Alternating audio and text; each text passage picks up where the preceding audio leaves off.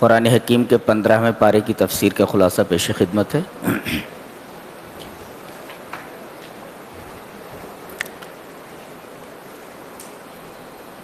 اسراء کے بیان سے سورہ بنی اسرائیل کا آغاز ہو رہا ہے۔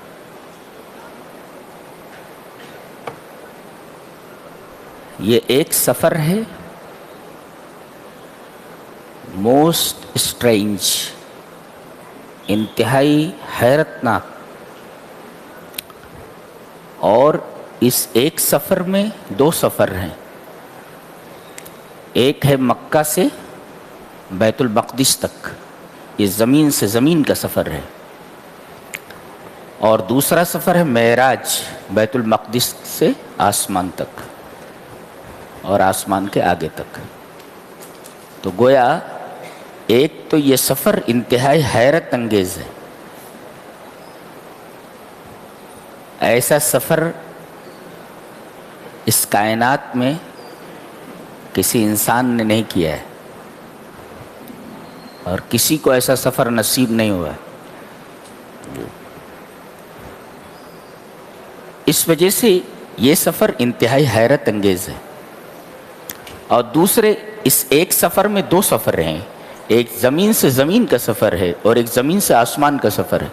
تو زمین سے زمین کا سفر یہ بیت الحرام سے بیت المقدس تک، یہ اسراء کہلاتا ہے، اور بیت المقدس سے آسمانوں کا سفر یہ معراج کہلاتا ہے۔ معراج کا بیان سورہ نجم میں ہے، یہاں اسراء کا بیان ہو رہا ہے۔ فرمایا گیا سبحان الذی اسری بعبدہ لیلا من المسجد الحرام الی المسجد الاقصی الذی بارکنا حولہ لنریہ من آیاتنا انہ هو السمیع البصیر۔ یہ کیسا کلام ہے، اتنا سسٹمیٹک ہے، الفاظ نہیں ہے کہ اس کی خوبصورتی کو بیان کیا جا سکے۔ الفاظ ایسے رکھے ہوں جیسے لڑی میں موتیوں کو پرو دیا گیا ہو۔ ایسے لفظ سبحانہ سے اس واقعے کا بیان ہو رہا ہے، اور سبحانہ جو ہے یہ کسی حیرت انگیز چیز کے اوپر ہوتا ہے۔ یہ کسی حیرت انگیز چیز کے وقت یہ لفظ استعمال کیا جاتا ہے، سبحان۔ اس کا مطلب یہ بات اور یہ چیز جو بیان کی جا رہی ہے وہ بہت ہی حیرت انگیز ہے۔ تو پاک ہے وہ ذات جس نے سفر کرایا اپنے بندے کو۔ اس میں ایک لفظی نکتہ ہے، وہ یہ کہ اسراء کہتے ہیں رات میں سفر کرنے کو، تو لیلن لانے کی کیا ضرورت تھی؟ اسراء کا مطلب تو تھا رات میں سفر کرنا، پھر لیلن لانے کی کیا ضرورت تھی؟ اسراء میں ہو تو وہ مفہوم آ گیا نا، تو پھر ان دا نائٹ کہنے کی کیا ضرورت تھی رات میں؟ جواب اس کا یہ ہے کہ لیلن لا کر کے یہ بتایا جا رہا ہے کہ یہ سفر رات کے ایک مختصر حصے میں مکمل ہو گیا۔ فقد تم ھذا السفر فی جزء من اللیل، رات کے ایک حصے میں یہ سفر مکمل ہو گیا۔ یہاں اگر لیلن کے بجائے اللیل لایا جاتا تو اللیل کا جو لفظ ہے یہ پوری رات کے اوپر دلالت کرتا ہے۔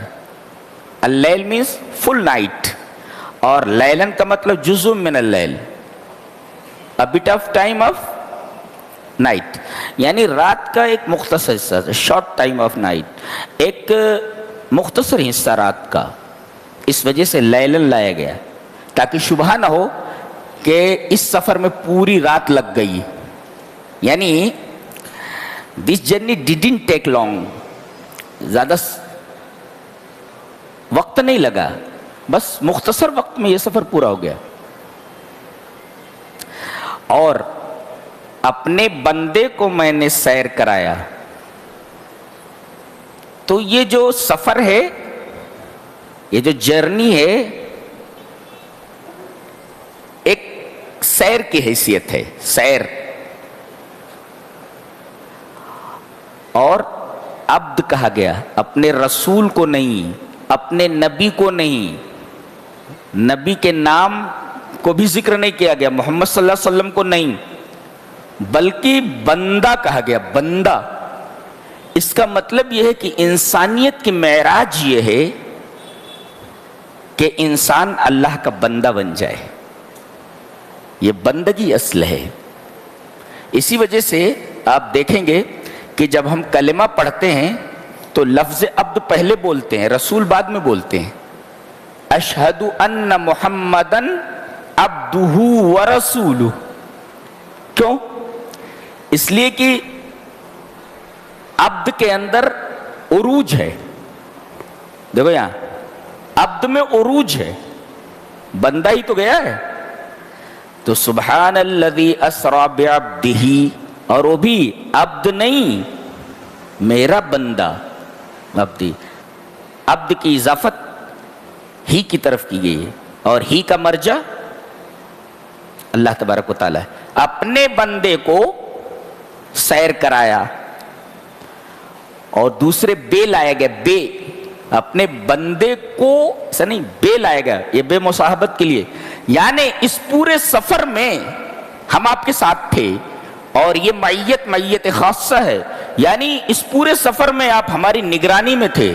یعنی یہ جو پورا سفر ہوا ہے اس میں برابر ہم آپ کی نگرانی کرتے رہے ہیں. اللہ اکبر، کتنی بڑی بات ہے یہ بے بتا رہا ہے. بے مصاحبت کے لیے ہے. ہماری نگاہوں سے آپ اوجھل نہیں ہوئے، برابر آپ ہماری نگرانی میں رہے. تو سبحان الذی اسری بعبدہ لیلا، رات کے ایک حصے میں یہ سفر کرایا گیا. کہاں سے کہاں تک ہوا؟ فرام اینڈ ٹو، من المسجد الحرام، مسجد حرام سے، الی المسجد الاقصی، ٹو بیت المقدس تک.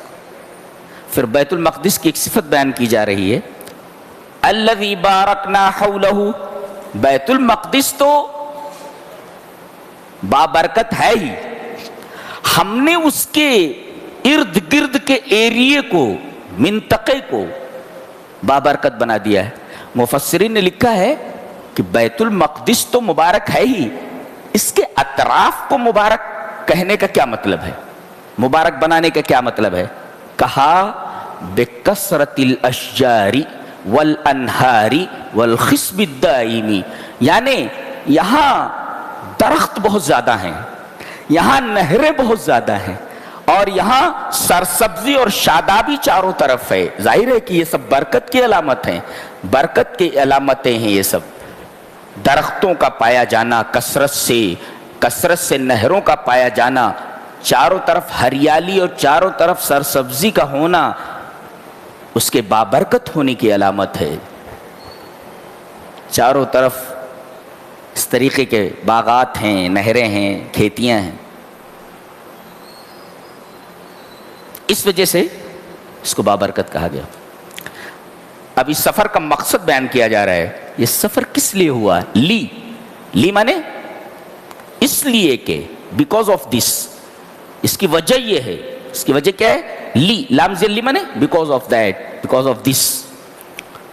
لِنُرِيَهُ مِنْ آیاتنا، تاکہ ہم اپنے عبد کو، محمد صلی اللہ علیہ وسلم کو، ہم اپنی نشانیاں دکھائیں.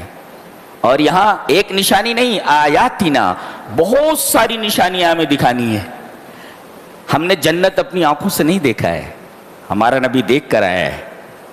ہم نے جہنم کو نہیں دیکھا ہے، ہمارے نبی نے اس کا مشاہدہ کیا ہے. ہم نے نبیوں کو نہیں دیکھا ہے، نبی نے آدم کو دیکھا ہے، یوسف کو دیکھا ہے. ہم نے یوسف کا تذکرہ پڑھا، ہم نے اپنی آنکھوں سے نہیں دیکھا کتنے حسین تھے. ہمارا نبی دیکھ کر کے آیا ہے کہ یوسف کیسے ہیں. اللہ ہے. ہم نے ابراہیم علیہ السلام کو نہیں دیکھا، ہم سے ہزاروں سال پہلے کے ہیں وہ. ہمارا نبی حضرت ابراہیم کو دیکھ کر آیا ہے.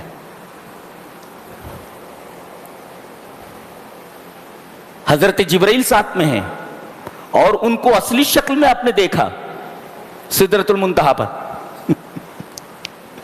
کتنی بڑی نشانی ہے فرشتوں کو اپنی اصلی شکل میں دیکھنا، بہت بڑی نشانی ہے.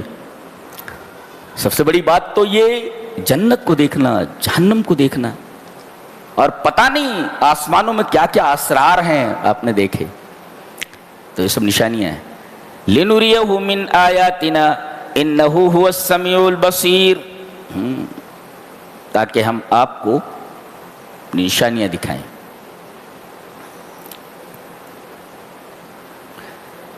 آگے کہا جا رہا ہے بنی اسرائیل سے کہ میرے علاوہ کسی کو مددگار مت بناؤ. یہ سب سے بڑی ناشکری ہے کہ بندہ اللہ کے علاوہ کسی کو مددگار بنا لے. اور پھر انہیں آر دلایا جا رہا ہے, ارے تمہیں معلوم نہیں تم کون ہو. اللہ بنی اسرائیل سے کہا جا رہا ہے تم مجھے چھوڑ کر دوسروں کو کارساز بنا رہے ہو, وکیل بنا رہے ہو. تمہیں معلوم نہیں تم ہو کون. ذریت من حملنا مع نوح, یہ تم ان لوگوں کی اولاد ہو جن کو ہم نے نوح کے ساتھ کشتی میں سوار کرایا تھا, ان کی اولاد ہو تم. یہاں ٹھہر کر ایک سوال کا جواب لے لیتے ہیں. اس کشتی میں حضرت نوح علیہ السلام کی ذریت تو تھی, دوسرے لوگ بھی تو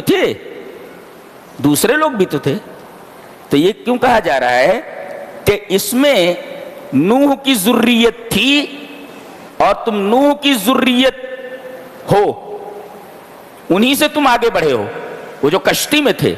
ورنہ آبادی تو دنیا کے خاص حصے میں تھی, طوفان آنے کے بعد سب مر گئے تھے. جتنے لوگ بچے تھے ڈوبنے سے وہ سب کشتی میں تھے. انہی لوگوں سے نسل انسانی آگے بڑھی ہے. تو نوح کی ذریت ہو تم, نوح کی ذریت ان کی نسل سے ہو.